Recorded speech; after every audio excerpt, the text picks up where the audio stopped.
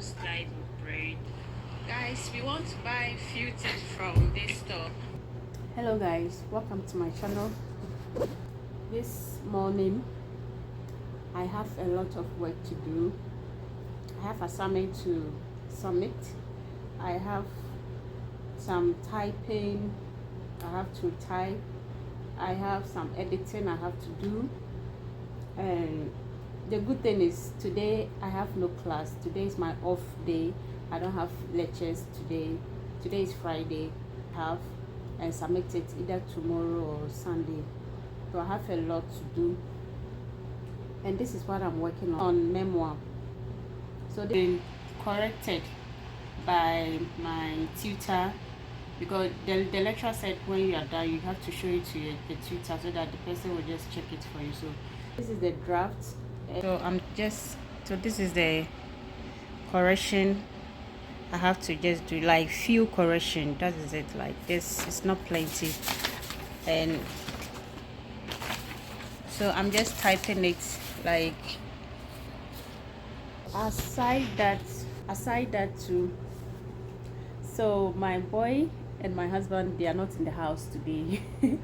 Like they are not in the house at this moment. So I have to use this time, this space that I've gotten myself into. I have to use it productively before they close from school, because especially my boy, if he comes from home, he wants to just be sucking the breast, he wants to just be on the breast. But what should I do? I have to. So I want to finish. So far it's left with 2 pages. Then I'll finish. Then I will either send it to, either I will email it to the tutor to do the final correction, and then I will see my next up. Then I will start with my other assignment that I have to do. Today I want to talk to you guys about in-laws. In-laws, guys. I have this general question for women out there. So before getting married, were you a selfish person? Do you think of yourself all the time? Do you have your own space? Do you always want to do things by your own way? Yeah. So if that is the case, then let me tell you something. You are not alone. I used to do that. I used to have my space.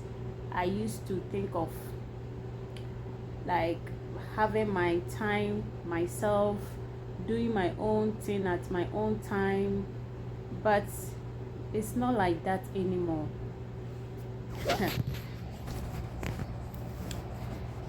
it's not like that anymore, guys. I was staying in Ghana. If you don't know, guys, I used to stay in Ghana before joining my husband here, and it was a long distance marriage. So that time I used to have my own time. I don't need to cook for anybody. I don't need to play a wife role. I was kind of still living like I'm a single woman, but I was being careful with how I do my things, how I act towards my in-laws, how I act towards myself, my dignity, how I present myself as a married woman. During that time, I used to visit my in-laws a lot. You see these in-laws in Africa. Why am I saying so? Some are bad, some are good, some are...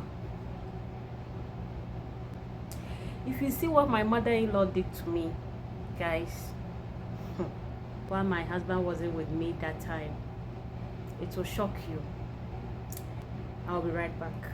The very first day my husband sent me to his village to meet his parents. In fact, I was so shocked on how they welcomed me.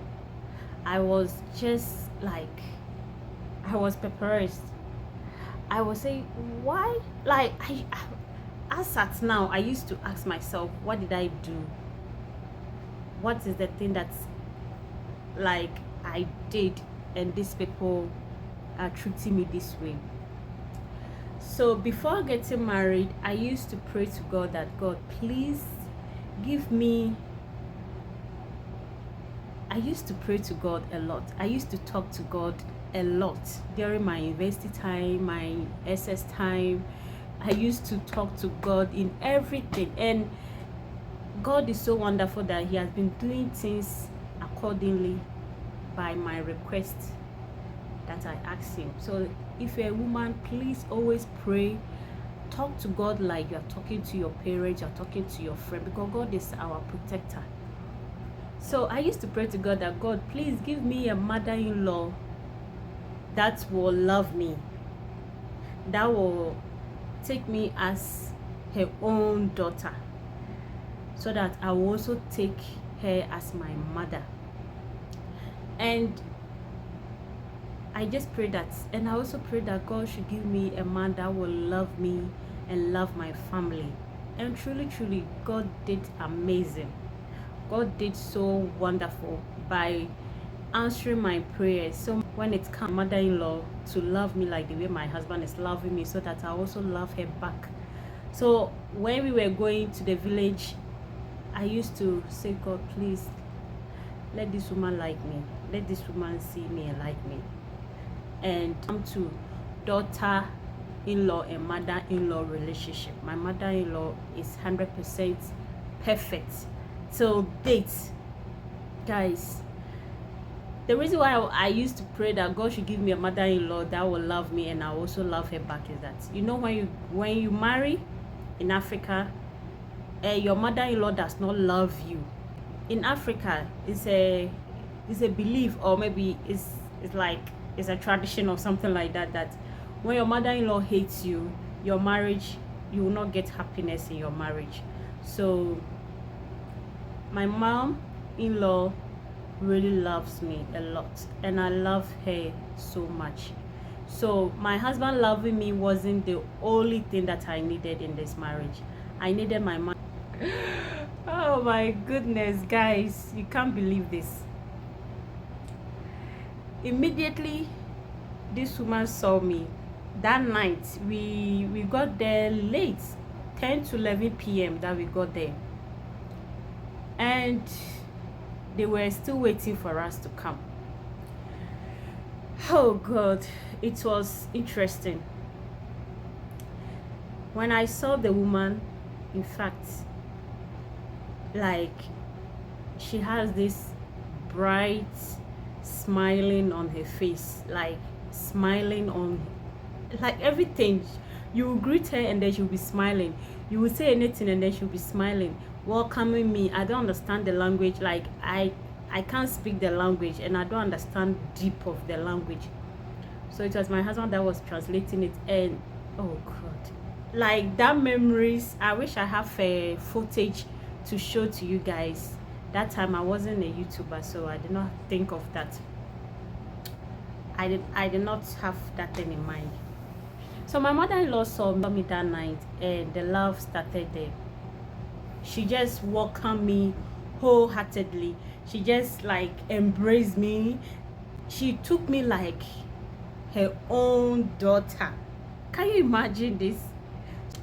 It was a miracle. God answered my prayer. That first meeting, that first encounter, I did not even sit down. I was standing there greeting her, and the brothers and sisters-in-law and the father-in-law. But the way the woman welcomed me, I was shocked. Like, holding me like this, touching me, like, oh goodness. They did not want me to leave. And then she said I should just go and sit down. Like, she just like kind of get a chair for me in her corridor, and she just held my hand that I should just sit down. And then she quickly went and fetched the water for me and served us food. And she was saying that, like, the food, she knew that maybe I may not like it or something like that, so I should just manage with the soup. I said, no, it's okay. Oh goodness, like, oh, so my heart was just jumping. And me, one thing about me is that when I meet you and you have that kind of good heart, I know. And if I meet you and you are a bad person, I know.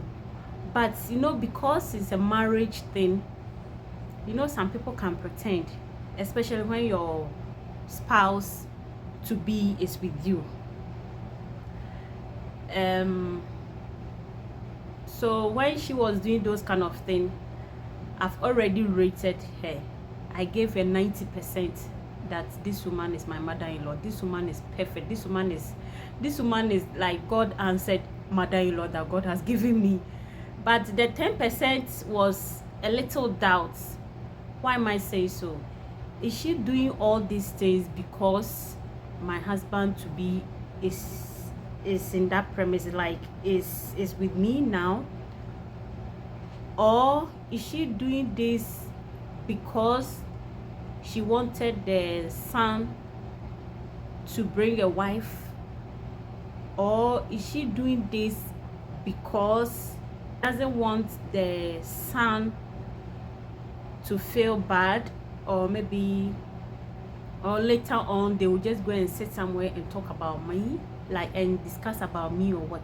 So this was the thing that was running through my mind. So if you are a woman and your fiance or maybe anybody you want to get married send you to the village or send you to the house to meet his people, don't always conclude on the expressions you get from them. Some may be genuine expression, some may not be genuine expression. My own was 100% genuine love that my mother-in-law gave me. So we slept off. Before we sleeping, she just boiled hot water and then we went and bath. We do everything together. So when we were after eating, and then she just called my husband that the water is ready, that she has let the junior brother put it in the bathroom. So my husband and I walked together to the bathroom. And when we were coming out, you see what the sisters and brothers did? They were just sitting there doing this, like kind of like they were just, you could see from their faces that it's like a new thing to them, shocked. And my mother-in-law was just smiling, was just like calling my husband's name and was happy.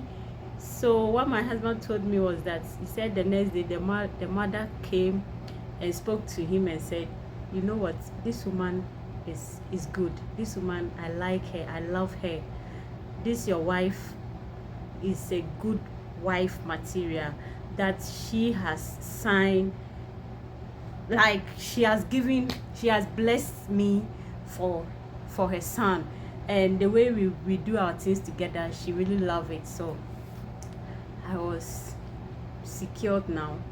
The assurance is okay. You go with your husband to be in his family. The next day, you have to prepare something. Your mother-in-law have to see your cooking skills, how you cook, how you does your things. She has to observe, cook, and welcome me. So they, oh goodness, can you believe, only me, they slaughtered 2 fowls for me, and the woman said I should use it to prepare soup. So I was in the veranda with my husband, and my mother-in-law came there and gave me the soup ingredients. That time they've already peeled the yam and the yam was on fire, and they said they want to prepare fufu for me. Am I okay? I said yes. So in my mind, I thought maybe they will prepare their own soup, not knowing that I have to prepare the soup. So she gave me the soup ingredients, gave me the coal pots. In Ghana we use coal pot. I'll paste it either here or here so that you guys will see what I'm talking about. So we use this coal pot to cook. If you don't have stove, if you don't have gas, maybe you have stove but you don't have gas, or maybe where you find yourself you don't have stove, so you can use coal pot or buchia. They said, I don't know the English name, but I will see if I can get it and paste it there. So these are the two things you use to cook in the local houses, like when you go to the villages, even some towns, within even some cities, they still use this one. For instance, my house, my mom still use those things. We run out of gas, so these two things, this, I'll paste it here, these two things are the things we use to prepare soup. We used to prepare food, rather we used to prepare food in most of the houses in Africa, either city, town, village. That is it. So she gave me the ingredients, and that time my husband to be was sitting there watching me, and I was cooking. So I just started, I poured the charcoal inside the coal pots and then light it, put the silver, and then I started cooking. So when I was grinding this thing, the woman came and said, oh, they don't have a good grinding stone or something like that, so I should just manage with what they have. I said okay. So when it got to the soup, she quickly came to where I was cooking, observing me. So I poured water. I wish I have this video. Oh goodness, that time my husband took a video of it, but I was not a YouTuber, so it was just for ourselves to watch it later. I wish I have it. I'll just show it to you guys. So this woman came and told my husband that my husband should tell me to add more water to the soup. Meanwhile, I was already having it in mind to pour more water. So when my husband did not tell me then, so she herself came back to, she came to the veranda again, and she was just there watching me. I could see that this woman is looking at me. I didn't want to also turn myself and look at her.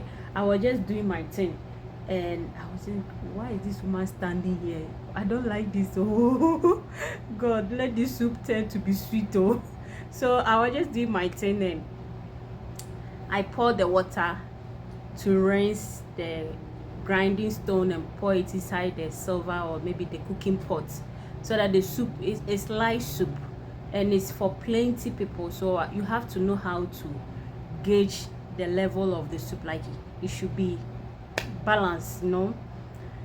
So I poured water, mixed it well with the ingredients, and we were just clapping, and she was happy, and she was just talking, and I cannot like speak back because I can't speak the language. And oh goodness, so she just told my husband that my husband should tell me that in fact I know how to make soup, I know how to cook like a good soup. So she wanted to come and tell me I should add more water, and I've already done that. So that's perfect. So that moment, thumbs up. That moment, like she just take me, like she just mark me higher, you see. So she tasted the soup, and the salt pepper was perfect, and she was so happy. She was smiling, and then she came and just touched me like this. She just said, my yard, like, well done, well done. So my head started swelling. My head was big, like going up and down. My head was because you cooking and your mother-in-law standing there watching you, sometimes you get confused, but it turned out to be perfect, and she loves it. So when the yam were well cooked, the soup was also boiling nicely, the aroma was everywhere, and the brother, and I remember the brothers was saying, wow, the soup smells nice, like the aroma is good. And my husband was saying, yeah, that's my wife, that's my wife. In fact, I love how they are like me and my siblings. We joke, we play, oh, so friendly. So the yam, they send it to a nearby house, like their neighbor, to pound it. And in fact, my mother-in-law called me again that I should come there. I went there and she said I should watch how they are pounding the fufu. You see, this African women,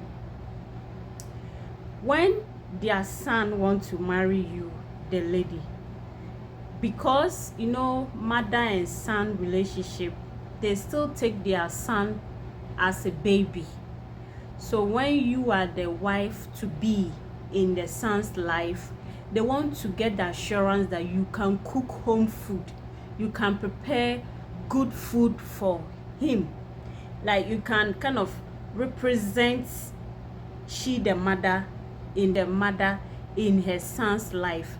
Do you understand what I just said now? Like, they want to know that their son will not starve himself. They want to know that there is always food in the house for the son to eat. And it's not just food, not fast food, not restaurant food, or not junk food, home food, so that their son will feel comfortable. So that's why sometimes when you go to African homes as a daughter-in-law to be, they always want you to come to the kitchen, not just to see if, like, not just to know your skills. So they want to know how you cook for the what, they want to know how you cook for your husband. They want to know how you treat your husband. Will you starve him? Will you cook anyhow food for him? So that is one thing. So my advice to you ladies out there, that when you are going into a marriage, go with pure hearts, go with prayers, like pray a lot, ask God whatever that God should do for you, and always have a positive vibes, always have a good mindset, respect people, don't raise yourself high, don't think you are higher than those people in the village, don't think you are this and that and they are not. No. So when you kind of when you see yourself in a higher level than they are, you will not like it in your marriage. The in-laws will treat you bad. Me, from childhood, I watch movies and I like how the village life is. So sometimes when I watch, I say, oh, I wish I'm in this, you see, I wish I'm in this place. So when I got myself into the village, I love it. I love it. And my father-in-law was perfect. Like, he called me one-on-one and we spoke. We spoke as daughter and father. And the way he was doing it, like my father was speaking to me. And I love it. So they welcome me nicely. She knowing my cooking skills, how my husband and I we relate, it made them love me purely, and I also love them purely till date. So I want to end here so that I can continue with my assignments. I will continue with this in-law stuff maybe in my next video. So see you guys in my next video. Bye.